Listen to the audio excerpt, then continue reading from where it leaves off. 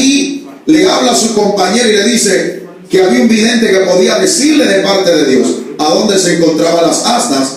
Y desde luego él llega ante la presencia de él y vemos que lo que Dios utilizó, si se pudiera decir el anzuelo que Dios utilizó o empleó para traer a Saúl ante la presencia de Samuel, no fue nada más y nada menos que las asnas de su padre Cis.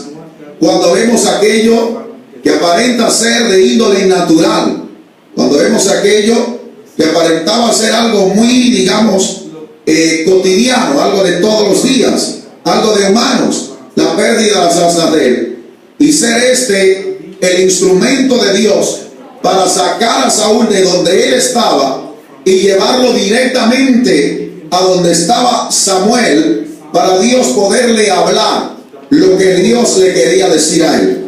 Entonces comenzamos a entender que Dios no tan solo tiene un método, que Dios no tan solo tiene una manera de hacer las cosas, sino que Dios tiene múltiples maneras de obrar y diferentes maneras de Dios realizar las cosas. Que no hubo otro profeta que llegara donde estuviera Saúl para decirle a Saúl: sal de tu casa y ve a la casa de Samuel, porque Dios tiene palabras para hablarte y Dios quiere hacer algo en tu vida. Sino que Dios empleó lo que Saúl menos esperaba que Dios utilizaría, las asnas del padre de él. Y por este medio es que Saúl llega directamente ante la presencia de Dios.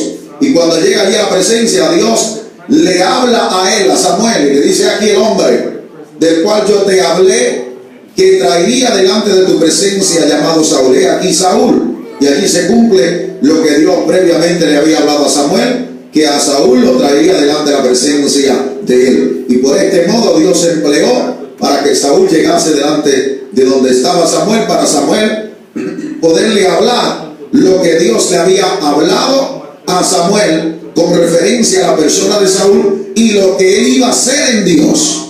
Y qué terrible que cuando Dios tiene una palabra para una persona, Dios emplea cualquier medio para llevarlo a ese lugar adecuado, donde ha de oír y escuchar las palabras de parte de Dios, lo que Dios quiere hablarle, lo que Dios quiere ministrarle, lo que Dios quiere que él o ella sepan, para que puedan hacer conforme lo que Dios le ha hablado. Pues Dios tenía algo especial para Saúl. Saúl no lo sabía. Dios tenía la silla del rey, que éste ocupara esta silla, en la cual y a través de la cual Dios quería glorificarse sucesivamente. Lo menos que sabía Saúl era que la pérdida de las asnas del padre de él, aunque aparentaba ser natural, estaba siendo guiado a través del sobrenatural para llevar a Saúl directamente al lugar a donde Dios le quería llevar.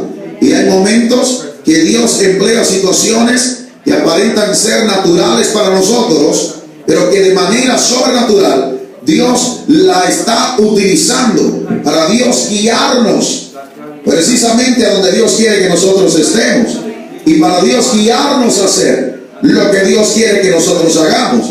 De índole sobrenatural, pero aparente natural, era que Dios estaba llevando a Saúl directamente a donde Dios lo quería, porque había una palabra precisa de Dios para Saúl. Había una palabra que habría de cambiar la vida de él. Había una palabra que habría de estremecer cada fibra del corazón de Saúl y que habría de llevarlo a él a niveles que él todavía no había conocido y niveles que jamás él pensó que posiblemente podría llegar o que podría estar. De hecho, no tan solo no lo pensó, sino que no estaba en el pensamiento de Saúl lo que estaba en el pensamiento de Dios.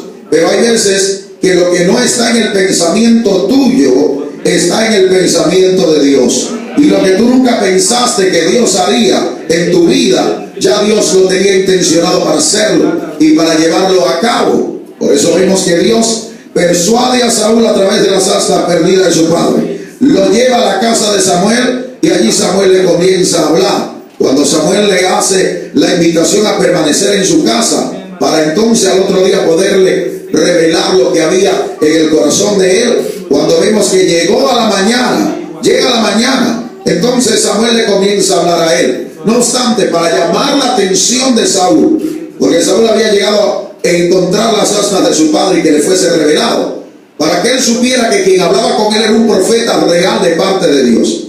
Era un profeta genuino de Dios.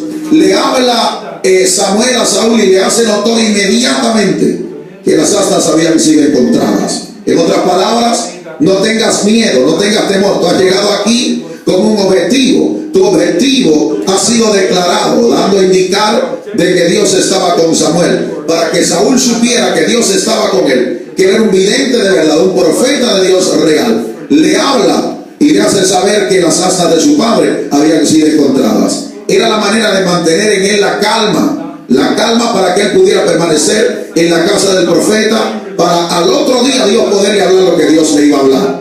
Y es cuando entonces, estando allí Saúl ante la presencia de él, Dios le habla. Y cuando Dios le habla en el verso 6, diciéndole a él que cuando venga el Espíritu de Jehová sobre él con poder, él habría de profetizar con ellos, haciendo referencia de lo que era la compañía de los profetas, y que entonces sería él mudado en otro hombre.